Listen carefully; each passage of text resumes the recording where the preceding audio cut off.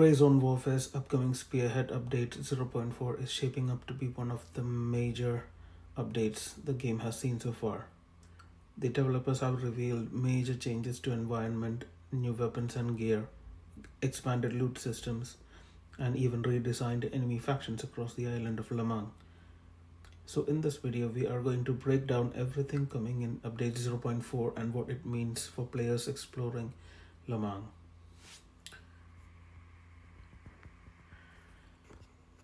Welcome back to Gaming Fangs, where we cover gameplay, tactics, and major updates for Grey Zone Warfare.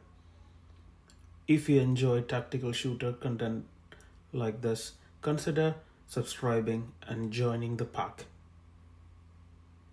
Now let's take a closer look at what update 0.4's Spearhead is bringing to the game. So I'd like to begin with the first massive environment changes. So one of the biggest improvements coming with update 0.4 is the overhaul of the environment across the island of Lamang. The developers have added more than 25 new locations, which approximates up to plus 200 missions, giving players many new places to explore and fight over.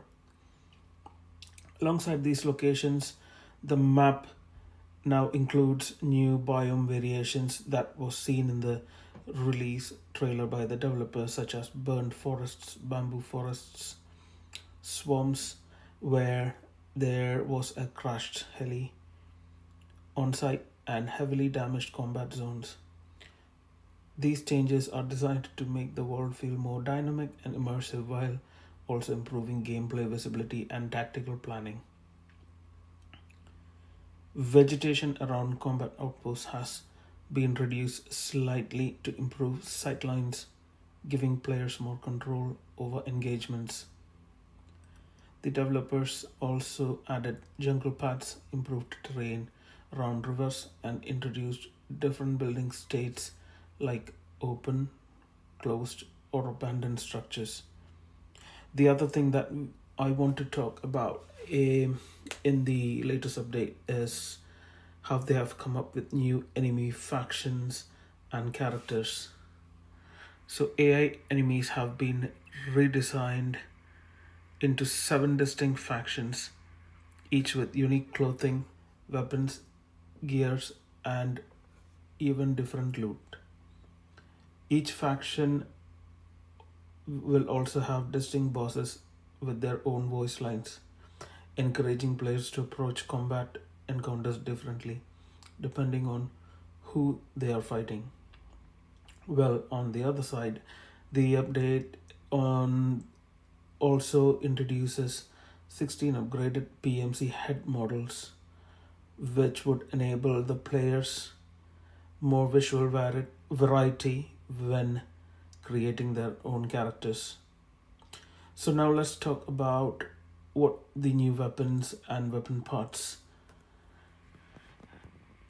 The Spearhead update has also expanded the game's arsenal significantly. Players can expect 8 new weapons, including new rifles like the M16A1, M14, and M1A. Alongside these weapons, the update introduces more than 380 new weapon parts, greatly expanding customization options. Players also will see new scopes, red dot sights, magnifiers, and even binoculars with range finding functionality.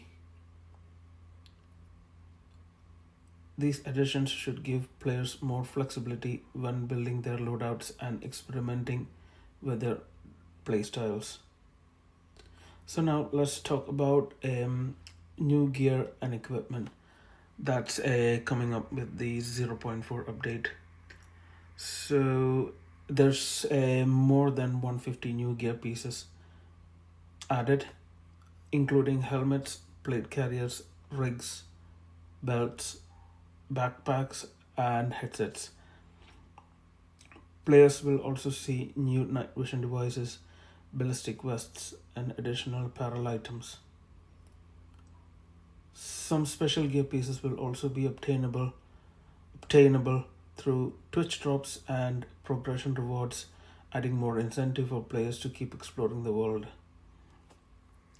So now let's talk about what weapon and other improvements have been brought up into the game in the 0.4 update. Beyond the new content, the developers are also improving the core weapon mechanics and ballistic system. Manual bolting has been introduced. Weapon weight now affects ergonomics and sway, and the aiming behavior has been refined. Ammunition types will also now influence weapon durability, meaning certain rounds will degrade weapons faster than others. Grenades have also been rebalanced.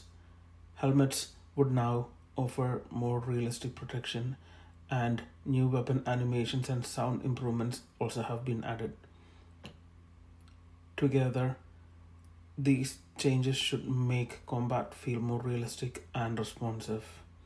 So now let's talk about the other major aspect of the game, that would be the loot system overhaul. So another major improvement in 0.4 is the overhaul of the loot system. The number of lootable items has been significantly expanded, with over 123 new items being added newly to the game. The developers have also introduced 351 intel items, which help expand the environment storytelling across the island. Loot distribution also has been redesigned so that the different locations have now distinct value levels. For instance, medical supplies are more likely to appear in infirmaries, and certain high value areas will also now be offering better rewards for exploration. So now let's just talk about the minor game improvements that have been made available on this patch. Several smaller gameplay movements are also coming in this update. Certain food drink items will now provide buffs, for instance, improved stamina recovery. New container types have been added, and stim items have been rebalanced to reduce negative side effects. These smaller changes help make exploration and survival mechanics feel more meaningful. So, overall speaking, the 0.4 update Spearhead looks like a major expansion that the players will see in the world of Redesigned warfare. From new locations and enemy factions, to weapons, gears, and loot systems, to updating aims to make the island of Lamang feel more alive, thriving, and rewarding to explore. That still gives one big question now. That is whether these improvements will bring new players into the game and keep the current community engaged.